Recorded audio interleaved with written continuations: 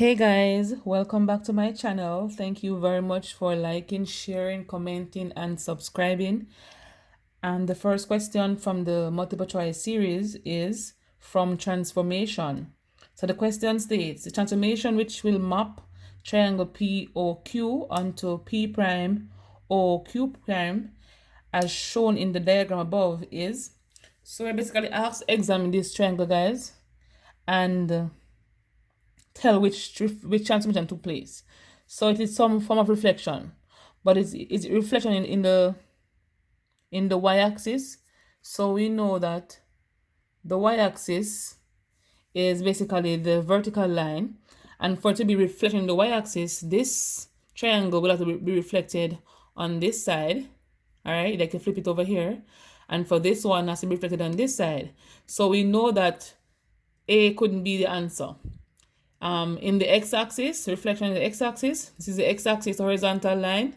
This triangle will have to reflect up here, and this triangle will have to reflect at the bottom. And we know that it did not happen that way. So it has to be between in the line y equal x and the line y equal negative x. So if I should go ahead and give a representation of what those lines look like. So once you say y equal x, basically has a positive gradient. And so the line is going in that direction. So that's a line y is equal to x. For negative x, it has a negative gradient. And we know once it's negative, the slope will be going downwards. All right. So which of these two you would say would be the answer? If you chose this one, negative x, and you draw the line this direction, you will see that your answer is not correct. But if you choose a positive x by drawing the line this way, it's broken line right now, even though that wouldn't be correct mathematically. Broken lines, guys, represent that. And so this triangle can be reflected above, and you'll know that C would be the answer. Reflection in the line y equal x. I hope this was clear to everyone who is watching. All right, so the next question for 43,625 written to correct to 4 significant figures is, so guys, with significant figure, we have to remember that we cannot change the value of the number. So the number is in hundreds, your answer should also be in hundreds. All right, so for this number, it's in tens of thousands, meaning we have 1, 2, 3, 4, 5 digits working with. So your solution should also have 5 digits. So we know ahead that these two will never be the answer. Okay, so let's examine these two on this side. So significant figure is similar to rounding off, guys, where you identify the digit you want to round off the number to, and then if it is 5 or more, you add 1 to the digit before it. If it is less than 5, you would drop it. So 1, 2, 3, 4. So it's basically right here, guys. And so this is 5. So we have to add 1 to the one before it. So add 1 to this, and that will give us 4, 3, 6, 3. And remember, we have to have 5 digits. And so for the 5 here, we will be using a 0 as a placeholder. And so 4, 3, 6, 3. Let me put it right here. 4, 3, 6, 3. And the 0 for the placeholder. And so D is our answer. If you would like more questions like these, let me know, and I'll try my best to source them for you. All right, guys. So this question, which of the following is a representation of Pythagoras' theorem using the triangle given? So the triangle, guys, is not drawn to scale, so please forgive me. But however, we know that Pythagoras' theorem states that the length of the two shortest side square is equal to the length of the longest side. All right, so the sum of these two squared is equal to this. So the sum of these two squared is basically r squared plus p squared, and that is equal to q squared. All right, guys, which is the long side squared. And so of the solutions given, we know that A will be the answer. But if you have time, you can go through and examine those. But for now, I'm going to get straight to the point. So the next question says, using Pythagoras' theorem and the trigonometric ratios, which of the following is the same as sine square theta plus cos square theta?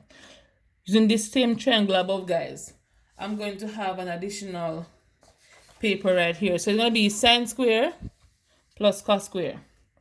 So sine square theta plus cos square theta. Alright, guys, so from this, remember the angle is right here, and so we label the sides. So this side will be the opposite side, this side is the hypotenuse, and this side will be the adjacent. Alright, we always label according to the angle being established. So for sine, we know we have SOHCAHTOA for the three ratios. So sine OH, so opposite over hypotenuse. Why is this paper moving? Hypotenuse, so going to be P over Q. For cos is going to be adjacent, it is R over Q. But it says sine square plus cos square. That means we're going to be squaring these two that we're given. Okay, guys? So sine square plus cos square.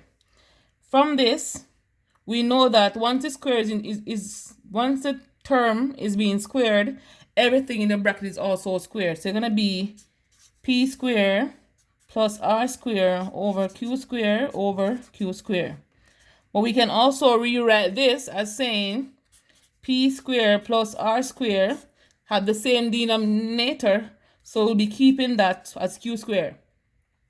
So guys, our solution that we have working with is basically 1, 0, P square minus R square over Q square, and R square minus P square over Q square. So we know that none of these two, guys, based on our solution here, none of these two will be in the solution. Alright? So we have to be either 1 or 0. But earlier, we found that Q square is equal to R square plus P square. So where we have R square plus P square, we can replace that with Q square. So I'm going to put what I would write. So recall, Q square is equal to R square plus P square. Remember, these two are adding, so any one can be written first. Alright, doesn't matter. So recall that. So when you recall this, guys, anywhere you see R square plus P square, you're going to put Q square. So Q square divided by Q square is equal to 1. So just like saying 3 divided by 3, which will give you 1. Alright, guys, and that's how we work a question like this. And so our solution is A, and that is 1. Alright, guys, so remember, identify sine theta and cos theta. Then you go ahead and square them, you simplify, and then you replace Q square with what you know, and you simplify at the end to give you 1. So guys, thank you very much for watching. I hope you understand what I just explained. If you don't, leave me a comment in the comment section below, and I'll be happy to assist you either through another video, or you can contact me on Instagram. I always answer on there, and even YouTube as well. So guys, remember to tell a friend about me. Thank you very much for supporting me along this journey, and I will see you on the next video.